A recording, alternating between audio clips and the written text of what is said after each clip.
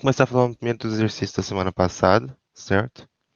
Eu estou um pouco em falta com vocês de pegar os exercícios desde o zero, modelar e mostrar isso com mais detalhes, mas eu já tinha comentado com vocês também, né, que conforme vai dificultando os contextos e os temas, isso vai ficando mais difícil de fazer mesmo quando eu resolvo os exercícios. Daí aí eu consegui fazer alguns slides explicando certinho, de forma, né, a ser algo didático, fica mais difícil para mim. Hoje, na verdade, o que eu consegui fazer foi tratar sobre esse tema de contar inversões em um vetor usando uma bit. E isso é usado, em, acho que em 3 exercícios do Contest, pelo menos a ideia, a estratégia básica, de contar inversões. Então, eu vou mostrar ah, essa ideia, né, o algoritmo base para isso, essa técnica. E depois a gente dá uma olhada nos exercícios, não tão a fundo, mas eu mostro o código dos dois que eu fiz e qualquer ideia que a gente precisou usar para resolver eles, né? O que que a gente altera do método base. Tudo bem? Então, basicamente, essa é a ideia. Então, uma possível aplicação para bit é justamente essa contagem de inversões, um certo vetor, em que uma inversão consiste em um par IJ tal que a posição VI é maior do que VJ. Ou seja, imaginando que a gente queira um vetor ordenado, a inversão são dois elementos fora de ordem, certo? Então aqui a gente tem um exemplo, um vetor parcialmente ordenado, certo? A maioria dos elementos estão entre aspas, na posição correta, mas você tem a posição 3 e 4 aqui, onde temos uma inversão, onde o V de 3, que é 5, é maior do que o V de 4, que é 4. 5 maior que 4, mas I menor do que 4. Eu esqueci de colocar isso aqui, né? O I tem que ser menor do que J. Então, no vetor acima, a gente tem uma inversão em 3 e 4. Então, né, recapitulando, uma inversão é um par IJ, sendo que o I é menor do que o J e o V de I é maior do que VJ. Beleza? E a gente pode usar uma bit para resolver isso.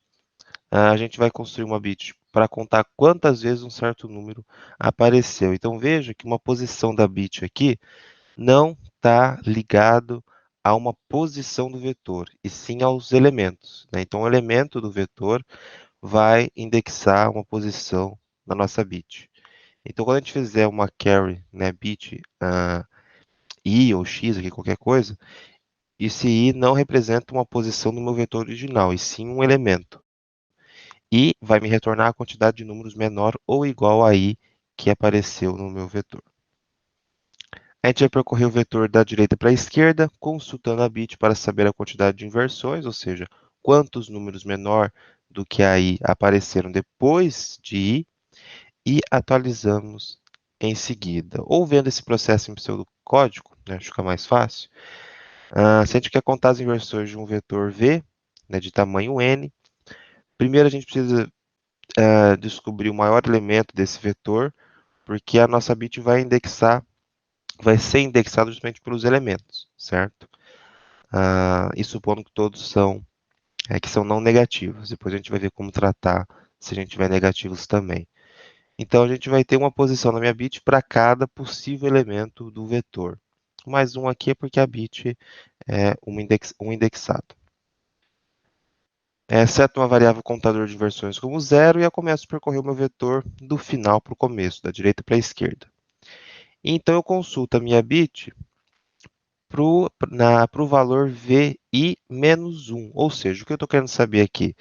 Quantos elementos menor do que VI, ou menor ou igual a VI menos 1, já apareceram no meu vetor. Como eu estou olhando do final para o começo, então eu quero saber quantos elementos menor do que VI já apareceram depois dessa posição, ou seja, justamente as minhas inversões. Então eu junto isso no contador e depois eu atualizo a minha bit como aumentando a ocorrência do valor VI, certo? Então o valor VI apareceu no meu vetor, é ele que eu estou analisando agora, então eu incremento 1 nessa posição, representando essa ocorrência do valor. E no final retorna a contagem das inversões. Vendo um exemplo, né, caso não tenha ficado muito claro. Então aqui a gente tem esse vetor de 4 posições, pequenininho. E aqui a abstração de uma bit, né? A gente já viu na aula passada que não é assim que a bit realmente é armazenada. Aqui seria a ideia do vetor de soma de prefixos, mas a gente pode abstrair como se fosse dessa forma. E veja, né, como eu disse, as posições da minha bit não estão relacionadas às posições do vetor, e sim aos elementos. Então, no meu vetor, eu tenho os elementos 1, 2, 4 e 8, sendo maior o 8. Então, eu tenho que ter até a posição 8 aqui na minha bit. E a contagem de inversões começa em 0. Então, percorrendo o vetor da direita para a esquerda, na posição 3 eu tenho o valor 1, então eu consulto a minha bit para o valor 0. Eu quero saber quantos valores menor ou igual a 0 já apareceram no meu vetor. Nenhum apareceu, certo? Então eu vou somar 0 na contagem, continua a mesma coisa. Depois disso eu atualizo a posição 1, aumentando uma ocorrência do 1. Veja, como é um vetor de soma de prefixos, isso se propaga para todos os próximos números, né? Porque se eu quero saber quantos números apareceram menor ou igual a 1, 1. Menor ou igual a 2, 1 também, né? Porque o número 1 é menor ou igual a 2. E assim por diante. Lembrando, aqui é só uma abstração, né? Como se fosse um vetor de soma de prefixos. A bit consegue fazer isso de forma mais eficiente em log n, né? Não teria que atualizar tantas posições como está sendo feito aqui. Então, continuando agora, o próximo elemento é o número 2, o valor 2. Então, eu consulto quantos números menor ou igual a 1 já apareceram. No caso, foi 1, certo? Então, conto isso nas minhas inversões e atualizo adicionando uma ocorrência do número 2. Próximo elemento é o valor 4, então eu vejo quantos números menor ou igual a 3 já apareceram. Apareceram 2, certo? O número 2 e o número 1. Conto isso nas inversões, atualizo uma ocorrência, adiciono uma ocorrência para o valor 4. Para o 8, mesma coisa, então olho quantos números menor ou igual a 7 já apareceram, 3 números já apareceram, e adiciono uma contagem, uma ocorrência para o número 8. Então aqui eu tenho 6 inversões, porque o vetor, né, está ordenado em forma decrescente, aqui ele dá todas as posições estão invertidas. Tudo bem com a ideia do método? Eu acho que ela não é tão complicada. Ah, talvez ela só não seja tão trivial, a gente não pense nisso de cara, porque aqui a bit não está indexada da mesma forma que o vetor, certo? Os índices são os próprios elementos. Talvez isso não seja tão natural de se pensar inicialmente, mas eu acho que a ideia é até simples, né? A gente está vendo quantos elementos menores que o meu número já apareceram depois dessa posição, que é justamente as minhas inversões. Um problema, né? Em muitos casos, a gente vai ter o problema de colocar uma posição para cada elemento, pois o intervalo de dados pode ser muito grande e incluir números negativos, certo? Então, a gente, no mínimo, vai ter problema de memória, de alocação de memória para essa nossa bit. Mas se o nosso vetor tem tamanho n, e esse n normalmente é menor do que o nosso intervalo, é o comprimento do nosso intervalo de números, a gente tem no máximo n diferentes valores. Então, o que a gente pode tentar fazer é remapear esses valores, compactando o intervalo para ele possuir comprimento n, e aí a gente pode fazer a bit dessa forma. Basicamente, como que é feito esse processo de compactação, né, de remapeamento? A gente vai ordenar o vetor de forma auxiliar, e então a gente vai substituir cada elemento do vetor original pela posição que ele está ocupando no nosso vetor ordenado. Aqui eu deixei o link do Geeks for Geeks, onde ele vai falar tudo isso que eu falei até aqui, com mais detalhes, então qualquer dúvida vocês podem consultar lá. Eu mandei no WhatsApp também esses dias, não sei se alguém chegou a dar uma olhada. Então não é só vendo como que é esse processo de compactação, né? A gente tem esse vetor original, onde a gente tem números negativos, né, entre -3 e 18 aqui, e a gente vai ordenar isso no vetor aux. Então aqui eu tenho aquele vetor ordenado, e no V2 eu quero o meu vetor convertido, certo? compactado, com intervalo compactado, sem valores negativos. Então, o que a gente vai fazer? Vamos começar aqui da primeira posição, né? Eu encontrei o valor de 16. Então, eu vou procurar o valor 16 no meu vetor ordenado. Essa busca, no caso, no geral, a gente vai fazer com uma busca binária, certo? Então, a gente vai procurar o valor 16 através de uma busca binária no meu vetor. Encontrei aqui posição 2, certo? Então, na posição 2, aparece o número 16 no vetor ordenado. Então, é esse número, é a posição 2, que vai representar o número 16 no meu vetor ordenado. Então, agora, o 16 foi convertido para o valor 2.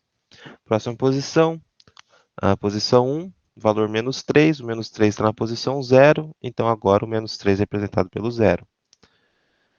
Posição 2, 18. 18 está na posição 3, no vetor ordenado, então é o 3 que vai representar o valor 18.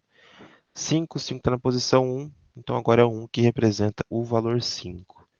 E por que isso funciona? Veja, a gente compactou o intervalo, agora a gente tem um intervalo de comprimento 4, né, de 0 até 3,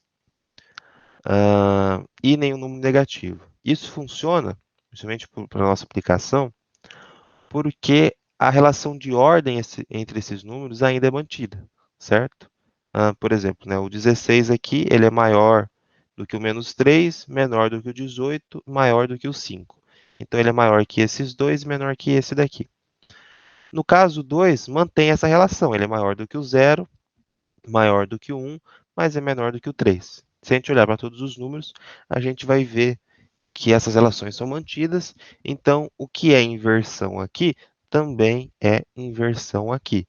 Então, se eu resolver o problema para esse vetor, eu vou estar resolvendo para este também. E agora eu posso construir uma bit bem menor.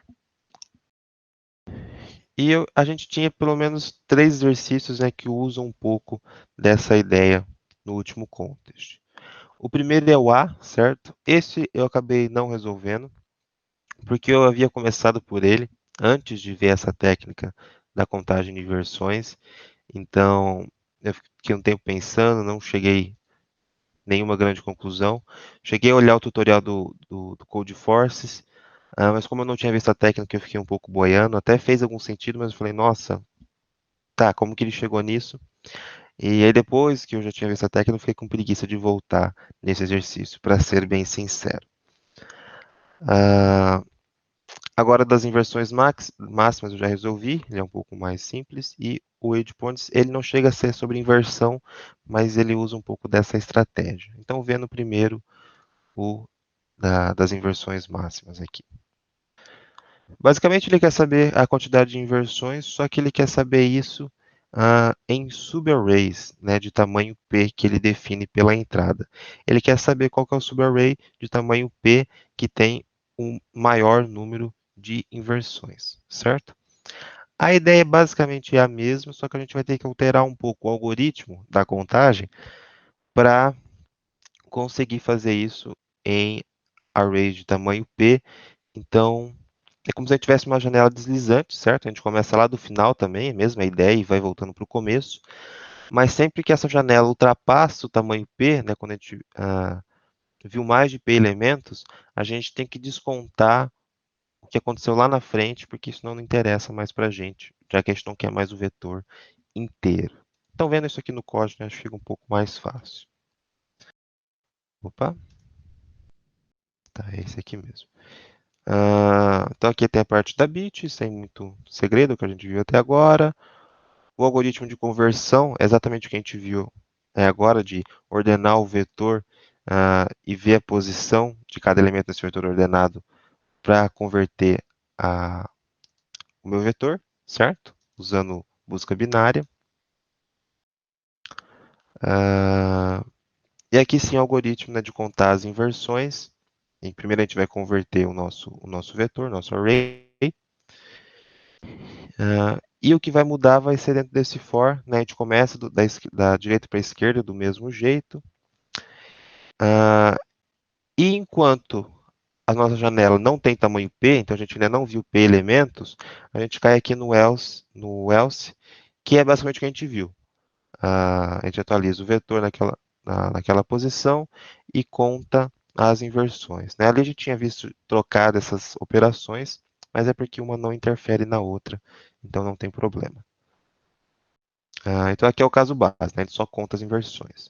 Agora, quando a nossa janela ultrapassa o tamanho P, que é esse caso aqui, a gente tem que pegar tudo o que aconteceu depois de I mais P, a partir de I mais P, certo?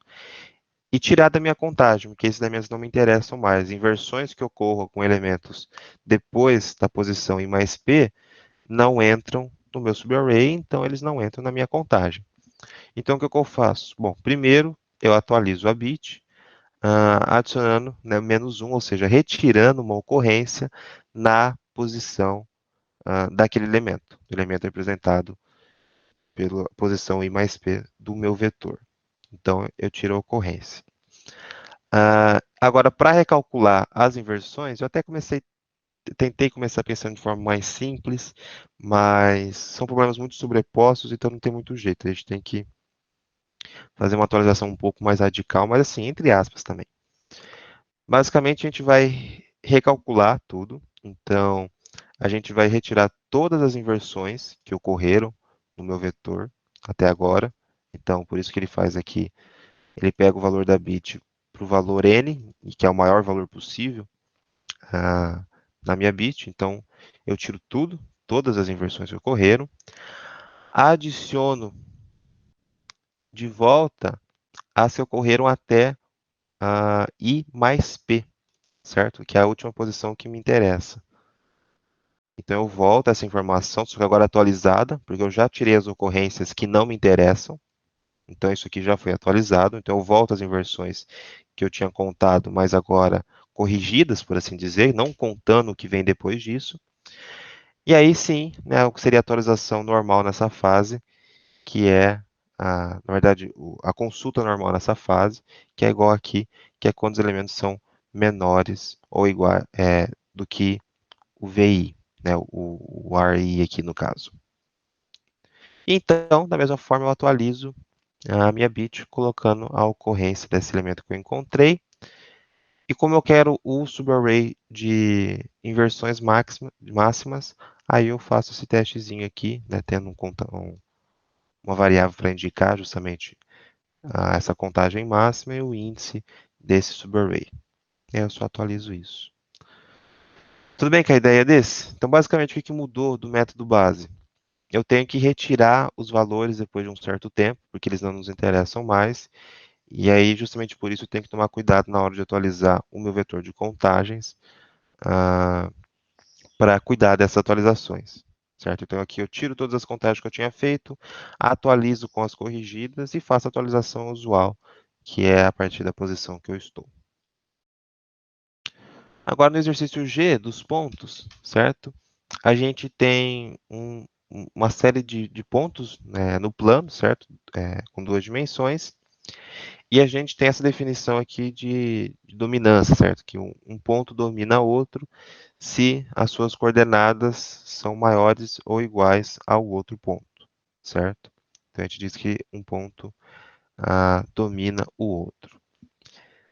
E aí ele define dominância, né, como sendo a diferença absoluta do número de pontos dominados por um ponto e número de pontos não dominados por ele, certo?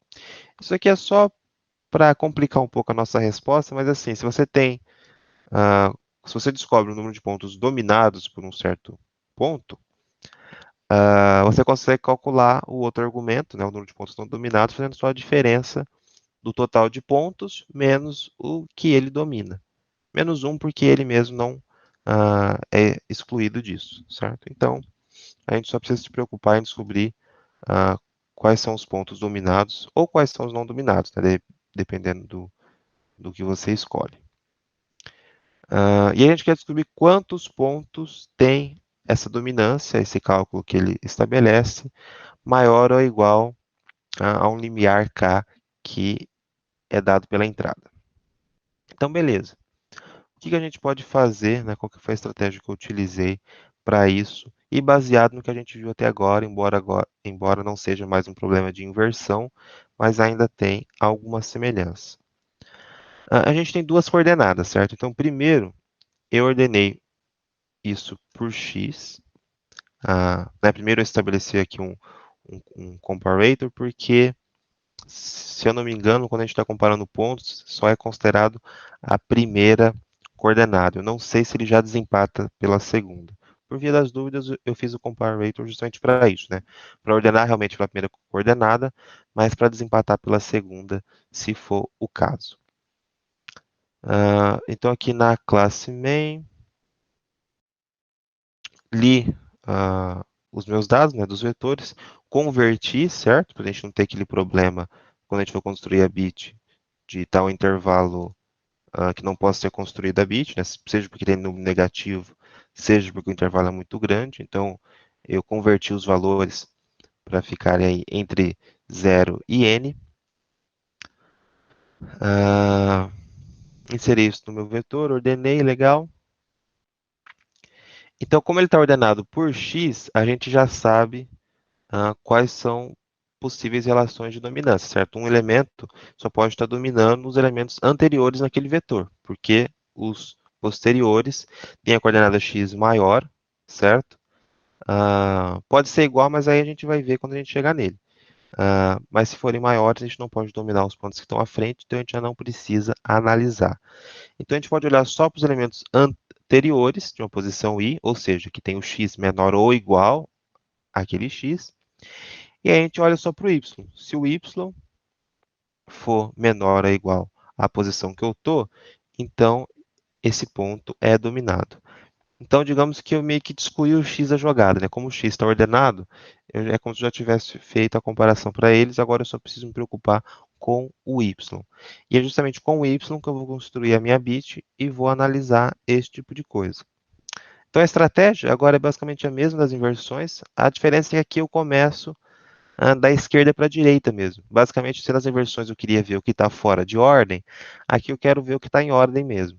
Então, eu começo da esquerda para a direita, consulto na bit quantos números menores ou iguais ao y da posição i já apareceram, que é justamente a quantidade de pontos que esse ponto domina. Vejo que eu ainda não inseri os dados do próprio ponto, o ponto não domina a si mesmo, certo? Então, dos pontos que já apareceram no meu vetor, eu vejo quantos tem o y menor ou igual ao y do ponto atual. São justamente os pontos dominados. E aí, a partir disso, eu calculo a dominância da forma que ele estabelece lá. Então, atualizo a minha bit, aumentando uma ocorrência daquele valor y. No final, mostro a minha contagem aqui. E aí, depois, se vocês tiverem um tempinho, vocês podem tentar dar uma olhada no exercício A, que vai usar basicamente essa ideia, um pouquinho acho que mais complicado que esses dois, mas usa como base essa ideia das inversões. Ou vocês podem também olhar o tutorial do Code Forces para ver o que eles falam.